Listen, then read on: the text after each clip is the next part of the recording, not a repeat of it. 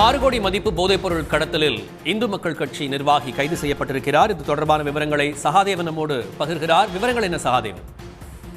அதாவது நாகப்பட்டினம் மாவட்டம் Velankanni car parking பகுதியில சந்தேகத்துக்கிடமா ஒரு கார் நின்றுட்டு இருந்ததாகவும், அந்த கார்ல மெஸ்கலின் என்ற ஒரு போதைப் பொருள் கிட்டத்தட்ட ஒரு 6 கோடி ரூபாய் மதிப்பிலான போதைப் பொருள் நாகப்பட்டினத்திலிருந்து கடல் மார்க்கமாக இலங்கைக்கு கடத்த செல்லப்பட இருப்பதாக போலீசாருக்கு தகவல் கிடைத்தது.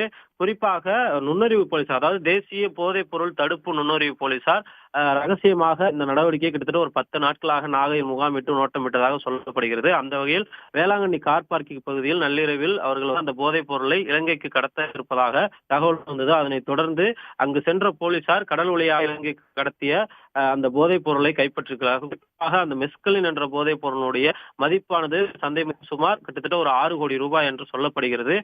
இந்த போதைப் பொருள் கடத்தலில் ஈடுபட்ட இந்து மக்கள் கட்சியினுடைய நாகை வடக்கு மாவட்ட செயலாளர் ஆனந்தராஜ், ரவிச்சந்திரன், அதே போல மயிலாடுதுறையை சேர்ந்த ஆனந்தராஜ், முருகன் ஆகியோரை தேசிய போதைப் பொருள் தடுப்பு நுண்ணறிவு போலீசார் கைது செய்திருக்கிறார்கள்.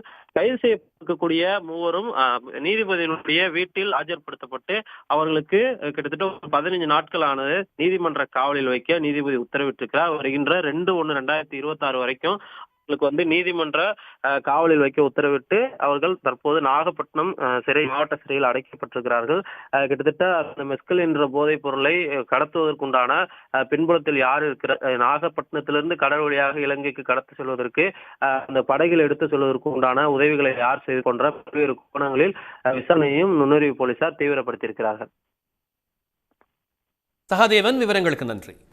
உடனுக்குடன் செய்திகளை தெரிந்து கொள்ள சன் நியூஸ் பெல் ஐகானை கிளிக் பண்ணுங்க.